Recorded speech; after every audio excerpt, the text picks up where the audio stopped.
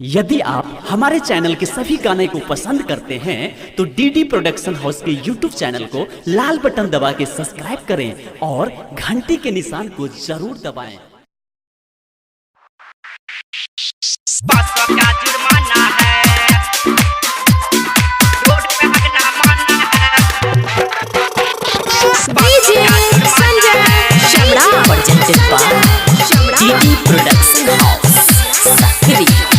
मोदी जी ने वादा किया शौचालय बनाना है। मोदी जी ने वादा किया, हाँ, मोदी जी ने वादा किया शौचालय बनाना है। मोदी जी ने वादा किया शौचालय बनाना है। रोड पे हगना माना है, 500 का जुर्माना है। रोड पे हगना माना है, 500 का जुर्माना है। स्वच्छ बनेंगे इंडिया, पूरे गंदगी मिटाना है। स्वच्छ बनेंगे इंडिया, स्वच्छ बनेंगे इंडिया, पूरे गंदगी मिटाना है। स्वच्छ बनेंगे इंडिया, पूरे गंदगी मिटाना है। रोड पे हगना माना है, 500 का जुर्माना है। रोड पे हगना माना है, 500 का जुर्माना है।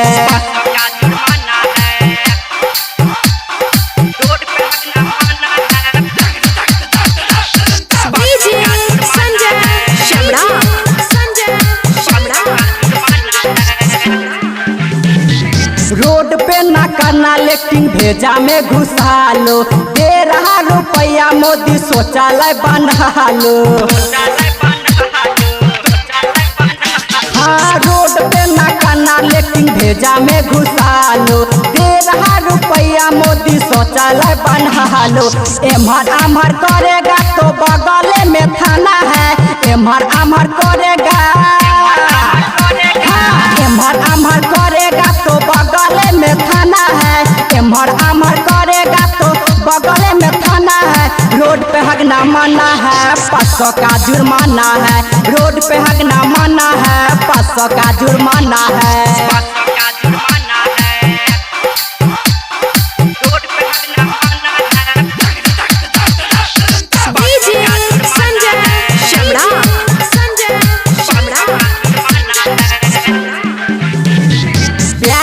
जितेंद्र ने किया है वादा, करेंगे ना गंदगी ना बदलेंगे इरादा।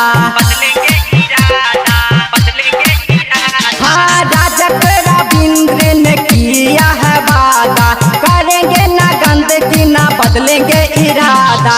घरे घरे जाके सबको ये बताना है। घरे घरे जाके, हाँ, घरे घरे जाके सबको ये बताना है।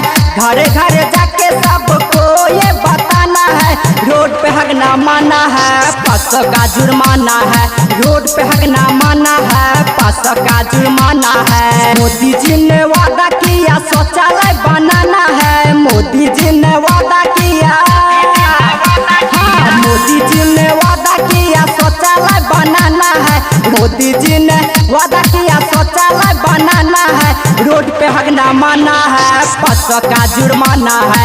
रोड पे हगना माना है, 500 का जुर्माना है। स्वच्छ बनेंगे इंडिया, पूरे गंदगी मिटाना है। स्वच्छ बनेंगे इंडिया, हाँ, स्वच्छ बनेंगे इंडिया, पूरे गंदगी मिटाना है। स्वच्छ बनेंगे इंडिया, पूरे गंदगी मिटाना है। रोड पे हगना माना है, 500 का जुर्माना है। रोड पे हगना माना है, 500 का जुर्माना है। Recording by DD production house Sakri 97 084 45 722।